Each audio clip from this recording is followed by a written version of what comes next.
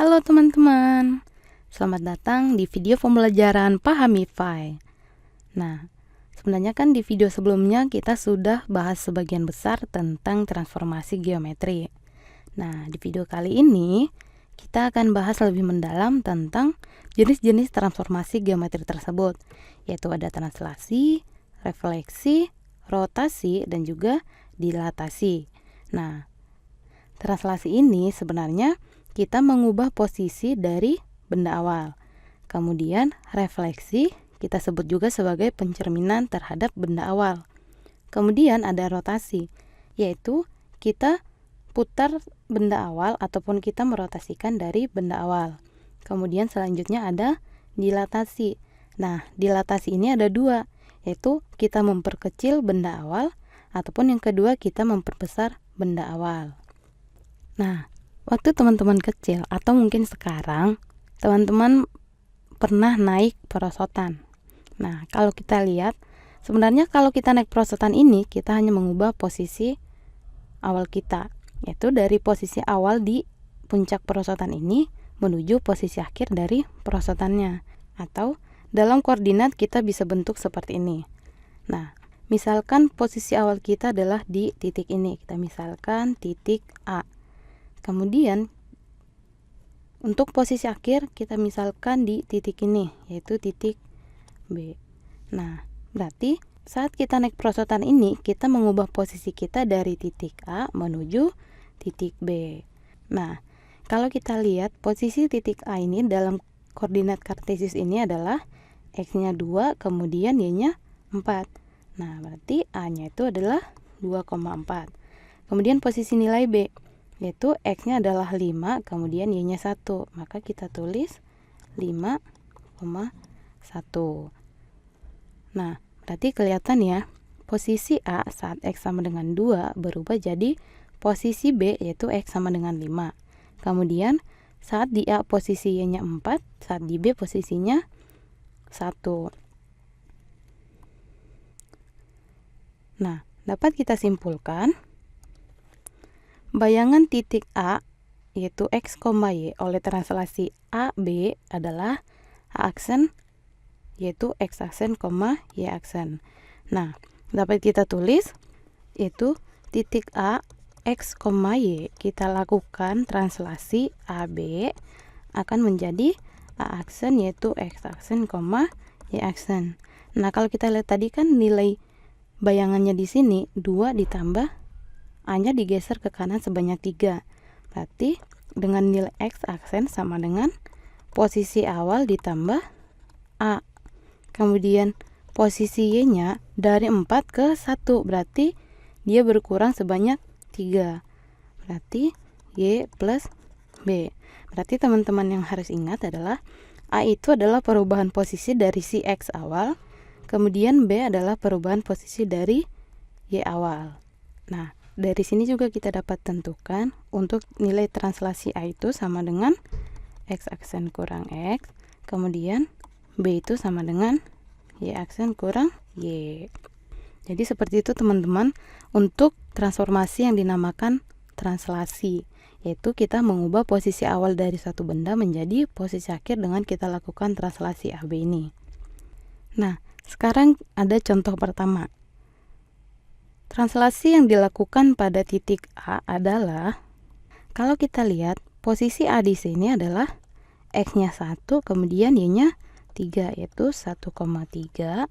Kemudian posisi A aksennya adalah X-nya 4, kemudian Y-nya 1. Berarti kita tulis 4,1.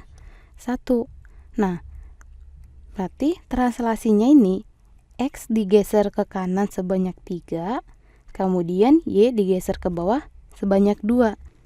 Nah, berarti dapat kita tulis translasi yang dilakukan adalah A-nya digeser ke kanan sebanyak 3. Kemudian Y-nya digeser ke bawah sebanyak 2, yaitu berarti min 2. Nah, coba kita cek. Dari A 1,3 ditranslasi 3 min 2, berarti kan A aksennya sama dengan 1 plus 3 dan 3 min 2. Maka kita peroleh A aksen sama dengan 4,1. 1. Nah, seperti itu. Nah, sekarang kita lanjut ke contoh kedua. Diketahui titik A 2,1, B 5,3, dan C min 1,3. Nah, tentukan bayangan titik C oleh translasi garis AB. Nah, maka kita harus cari dulu nih, ruas garis AB itu gimana. Ingat, kalau untuk AB itu akan sama dengan B dikurang A, yaitu nilai titik B-nya itu 5,3 dikurang A. A-nya itu adalah 21. Nah, ini akan sama dengan 3,2. Nah, maka kita dapat untuk bayangan dari titik C, yaitu titik min 1,3 terhadap translasi 3,2 adalah C min 1,3 ditranslasi oleh 3,2 sama dengan C aksen, yaitu min 1 plus 3, kemudian 3 plus 2. Maka kita dapat bayangan titik C adalah 2,5. Jadi seperti itu teman-teman. Jangan lupa untuk luas garis AB ini adalah B dikurang A. Berarti kalau AC gimana dong? Berarti dia C dikurang A. Ingat, C ini adalah koordinat-koordinat titik yang diberikan. Kemudian kita lanjut ke contoh ketiga. Tentukan bayangan X plus 3Y sama dengan 6 oleh translasi min 1, 4. Nah, untuk mengerjakan contoh ini kita punya dua cara. Nah, sekarang kita coba cara pertama. Nah, untuk cara pertama ini kita ambil dua titik sembarang dari garis ini. Berarti kita misalkan titik A sama dengan saat X-nya 0, Y-nya 2. Kemudian untuk titik B, saat Y-nya 0 berarti X-nya 6. Nah, kemudian kita cari translasi dari kedua titik ini. Berarti translasi dari min 1, 4. Ini juga translasi dari min 1, 4. Maka A aksennya adalah 0 min 1, kemudian 2 ditambah 4. Nah, sedangkan ini B aksennya itu sama dengan 6 min 1, kemudian 0 ditambah 4. Sehingga kita peroleh titik A aksen itu adalah min 1,6, kemudian titik B aksennya itu adalah 5,4.